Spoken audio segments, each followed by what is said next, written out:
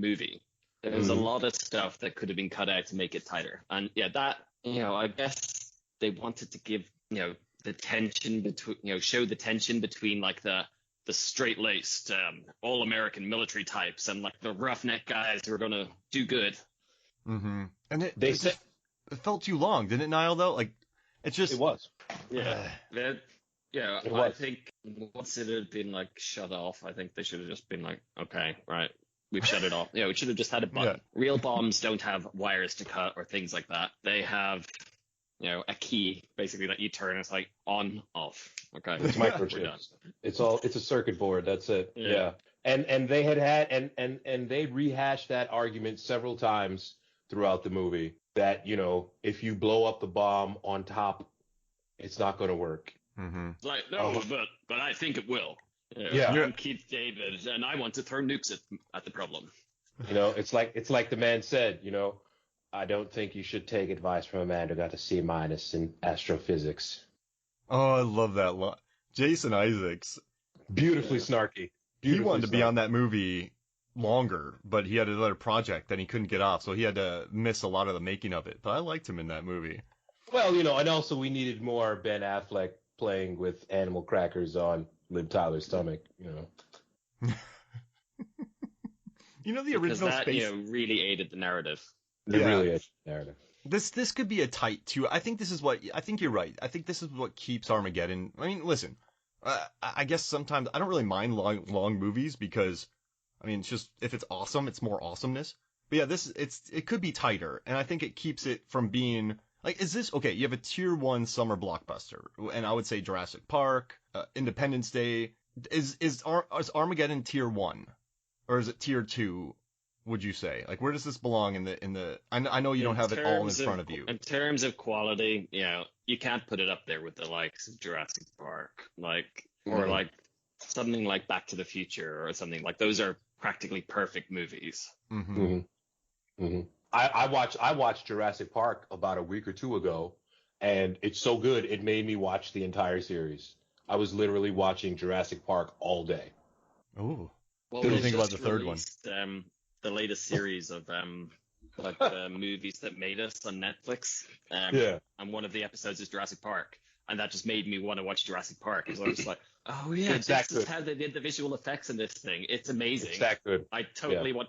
And the T-Rex still looks more real in Jurassic Park 1 from like 1993 than it does in like Jurassic World. It really.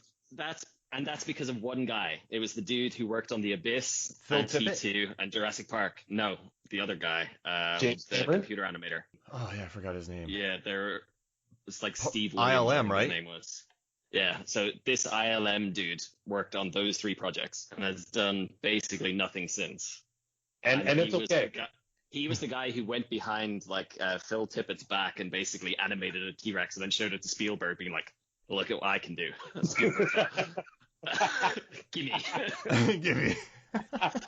And the narrative still holds up, there are little holes, whatever, why didn't the little boy just bring over the shotgun when the raptor was trying to push the door? Whatever, okay?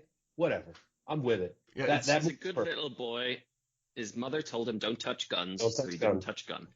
Don't touch guns. That's right. I feel like I've totally flipped here, because earlier I'm like, what's a better summer blockbuster than Armageddon? But I think after thinking about it a little bit more, it's definitely like solid tier 2 silly.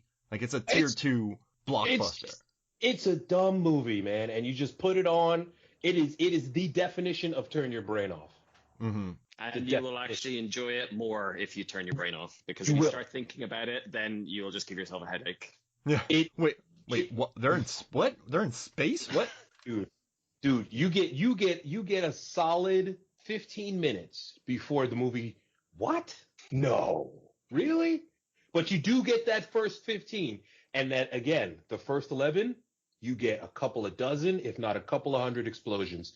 Every time I see Grand Central Station blow up, I'm like, shit, I used to work like a couple blocks from there, They put 2 holes in the World Trade Center, It's still standing. Disasters have such an uncanny knack for hitting landmarks. It's very specific. Very specific. Chrysler Building gets cut in half. People are falling out of it, okay? Yeah. very specific details he puts. So he made sure to get the Chrysler Building, the World Trade Center, and Grand Central Station. And then by the time you get to Paris, that's just a nuke. Paris is gone. Yeah.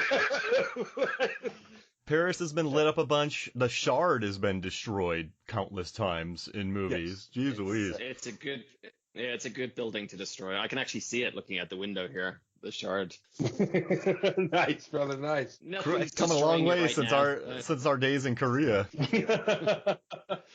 We're men on the move. Yeah, one thing I want to do with you two real quick. I'm going to put this up on Movies, Films, and Flicks. I want to do a quick draft, and I want you two to draft disaster movies. So, doesn't matter okay, let's see. Niall, say one or two. One. All right, Norbert, you get first pick. So you'll draft 5 movies, Norbert, then Niall, then that order. Okay. Disaster movie draft, and this will go up on Movies, Films, and Flicks where you can vote for it. Okay. Going off the top of the dome, I'm going Apollo 13. That's a disaster. Ooh, that's a good movie. That's got to be a disaster movie, bro. They almost die in space. Bill Paxton. Have a problem. Also, yes, rest in peace, the god Bill Paxton. Wonderful man. What do you got now? Yeah, I gotta go for probably my favorite guilty pleasure movie, which is Independence Day. Like, I just love all of those ships blowing stuff up. Oh man, that's a you great can't go scene. wrong. You can't go wrong. You can't go wrong. Yeah. All right, Norbert. Okay. Oh man, I just had it, and it just left my brain. Independence Day, you said, and I said Apollo 13. I said Apollo 13. Okay. Oh my God, it was just the boat. Poseidon. Poseidon. Oh yeah. Okay. Poseidon Adventure. Poseidon Adventure. With Gene Hackman, or the new version with. This is the thing, yo. That Gene Hackman movie is awesome, man. Kurt Russell dying. I hate that. The original is awesome. Okay, it's really dark too, but the remake is fine. What do you think, old Josh Lucas? What do you think, boss? Which one? Oh, original. Okay. I can never pick a movie where Kurt Russell dies. By the way, you just reminded me. I just watched Tombstone the other day. No. Blah, blah, no. Blah, blah. Yeah, he refuses. That's what I say when a lot of people are shooting at me from across a river. And then you just step out in the line of fire. No. Imagine if one of the henchmen shot him and then just went, yes. Yeah. I'd retire if I was that henchman. Hey, man, are you the guy that shot Wyatt Earp and then said yes when he was saying no? Yeah. I'm going to buy a beer. Like, yes. What do you got, Niall? What do you got? I'm going to counter the Paxton magic with Twister. Yes. That's technically a disaster. Tornado is technically a disaster. Absolutely. Well, in 96, I remember watching that movie, and I think that was the first time, I was 14, that I ever started thinking about sound in cinema. Like I remember just sitting in this crazy theater that was new and just hearing the screeching of the tornadoes, and it made me really want steak too. Twister, I just gotta say. That is extremely odd. Food. Sustenance. Remember that Philip Seymour Hoffman scene? Very specific. You know what I'm saying? It's extremely odd, Niall. That's extremely odd. That's how I roll. Sustenance, food. What a great scene. Jesus Christ, who are you, man? You guys don't love that dinner scene where they're slapping meat down on their plates and they're like, oh, I gotta have that. And like Philip Seymour Hoffman's going, food, feed us. I've seen Twister maybe twice. Oh, that's Niall. You don't remember that scene? No. That CGI is distractingly bad now. If you watch it. That flying cow is just like, it does not hold up. It takes you right out of the movie. And poor Jamie Gertz too. She gets the real raw end of the deal there. Pays a price, unfortunately. Yeah. All right, Norbert, you're up. Disaster. Okay, the next disaster. I said Poseidon original. Yep. And I thought you said The Boat at first. I'm like, is that a movie? I did. Okay, and because we mentioned it earlier, I'm going Volcano, Tommy Lee Jones. Now, what we need to do right here is lay a couple of K-Rans over there, and then we do it over there. We're going to put a catty corner up and down a wheelchair, and then it's going to come, okay? And I need 5 men to do it right now. Oh, man, I just want an episode of that. I want that to be my voicemail. You gotta let her. I just gave this woman my daughter. I don't know where she is right now. Can you help me find my daughter, please? Well, I'm gonna go with 00 Volcanologist then, and Dante's Peak. Dante's Peak. I love that movie, dude. I love that movie. The grandmother just burns to death from acid. She, like, pushes them across this like acid lake. It's crazy. Dark as shit. All right. Sacrifice for the children, man. You got it, Norbert. What's your fourth pick? You have Apollo 13, Poseidon Adventure, and Volcano. Okay, cool. Okay. Then I am going with. I might take it way back because this isn't win or lose. This is how you play the game, man. So I'm going Airport 79, man. Airport 79. That's how far. Because that used to come on Channel 11 all the time, yo. You got George Scott. You know what I'm talking about. Yeah. The dude from the gun. He was just always the pilot, and they were just blowing it up, and he would land that plane every time, man. Airport, I love it. All right, Niall, who's your fourth? What's your fourth? I'm gonna, you just need to look at the filmography of Roland Emmerich, and you can probably populate one just from that. Pretty much. I've got a soft spot for the Day After Tomorrow. I like that one. It loses me once the wolves come out, man, because it's like, okay, I guess that whole sequence didn't really need to exist, but they needed some obstacle to them just getting the insulin or whatever they were after, or the antibiotics. Was it penicillin they were after? Yeah. And here's the thing: it's a science fiction movie about the planet freezing, the northern hemisphere freezing. Let's get some more of that science in there. How about they might be in the New York Library, but it's cold, man, and they're running out of books. Make them get out of that thing. I'm sorry. I gotta save my kid. I'm mad at that. Something, right? My family, Or they could have had Tommy Lee Jones. Now this is what we're gonna do. We're gonna make sure that the lines in the library, they're gonna be over there. You're gonna stand over there. Okay, now what we're gonna do is look over there. We're gonna bring that building down on top of this thing right here. We only got 5 minutes, people. Where's my daughter? Kelly Rourke.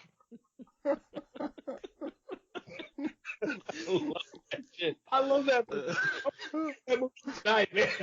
We gotta do a volcano episode now.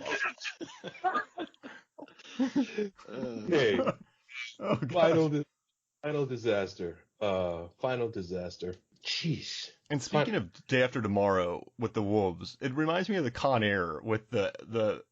I always forget that there's a motorcycle chase with John Cusack and Nicolas Cage on police motorcycles chasing down a fire truck. I mean, it ends with the great Cyrus the Virus death, but whenever I think of Con Air, I always forget that there is a fire truck chase at the end. Because it just, I don't know why. Why is there a fire truck chase? Sorry. I know I've watched a ton of disaster movies in my life, and now for the life of me, I can't think of the final one. Niall, you go. You go real quick. I'm gonna figure this. I'm gonna go with Perfect Storm.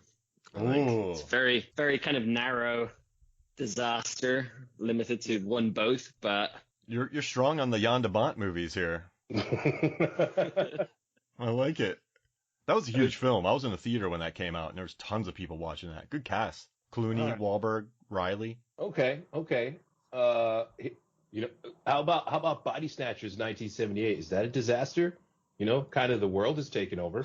Yeah, but there's no meteor coming while the bodies are being snatched. Okay. Like if a volcano went off during the body snatching.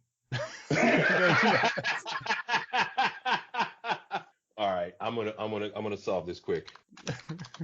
Norbert's struggling here. Yeah, I am. You caught me in a weird spot. Okay, boom. Here it is. List of disaster films. And not movies that were disasters because they missed at the box office. Hey, the Tomorrow War, is that a disaster? I watched that the other week. That's pretty I good. love that movie. I enjoyed that movie. I love that movie. I enjoyed the movie. I don't. Give me criterions, man. It has to be a natural disaster. Well, yeah, or they're on a boat and it breaks down and that kind of stuff. You know what? Deep Impact. There it is. Deep Impact. Yeah. That's that wave coming towards Taya Leone. That moment hits. And you know why? Because I really wanted to see her get smashed by that wave. I don't like her in anything. You're not a Taya Leone I don't know. I don't know. You know what I think it was? I think it was Jurassic Park 3. Oh yeah. Shrieking. Alan. She She was in some movie with Nicolas Cage in the 90s as well that I didn't like her in, I think. I can't remember what it was, though.